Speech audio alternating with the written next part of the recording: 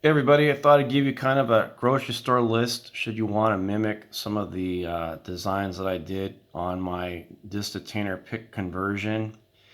Essentially, the most important component is going to be this 14 millimeter by 2 millimeter aluminum tube.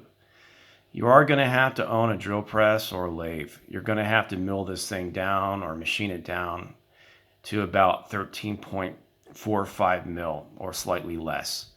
The better the tolerances, the more cleaner it's going to actuate within the screwdriver handle.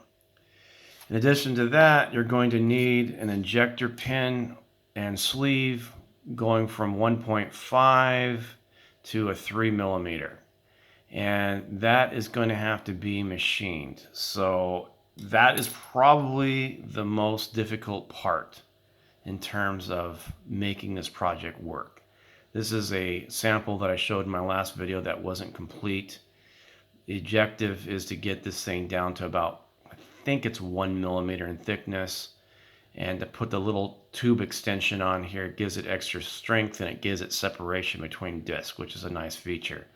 And it's just a matter of filing this down evenly in parallel on opposing sides to about 3 millimeter in thickness. And if you have the knowledge to do it and the willpower, the risk is worth it because you can get a really nice tool.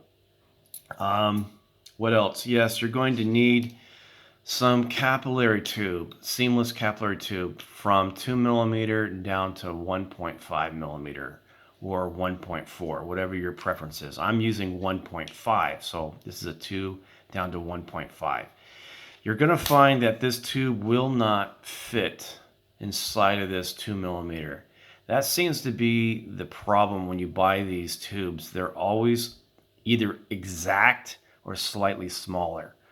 And you probably need this thing to be more like, I don't know, 2.05 millimeter in order to get this tube in there. And the only way you're going to get that is by reaming this out with a 2 millimeter drill bit. You can do it by hand as I did. You only need to go down about 3/4 of an inch. And once you do that, you're going to have to drill a hole dead center and tap it. I didn't run the tap all the way through. I went just shy of the entire diameter of the tube so that I get a nice appearance.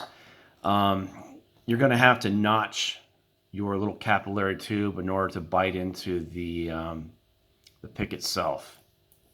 So this is what you could expect to get if you do what I did.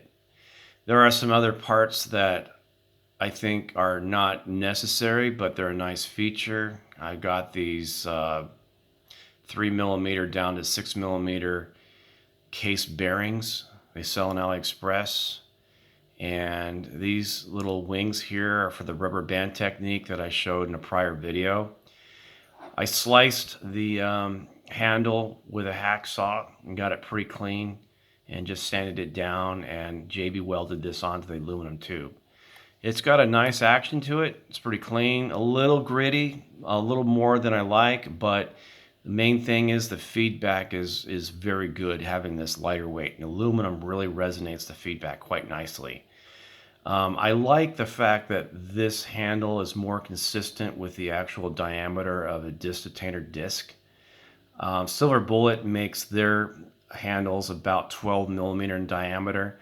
This one here is about 13.3-ish, 13.4 in that realm. And this gives you more of a one-to-one arc rotation when it comes to feedback. The bigger the diameter, the more air you're going to feel in the lock, and the more sway you have to do, more arc rotation when moving the handle. So having this one-to-one ratio really gives it more realism and better indication when you're in a gate. So I'm not going to do a demonstration of this tool. It's just too much to set up on camera, maybe in another video.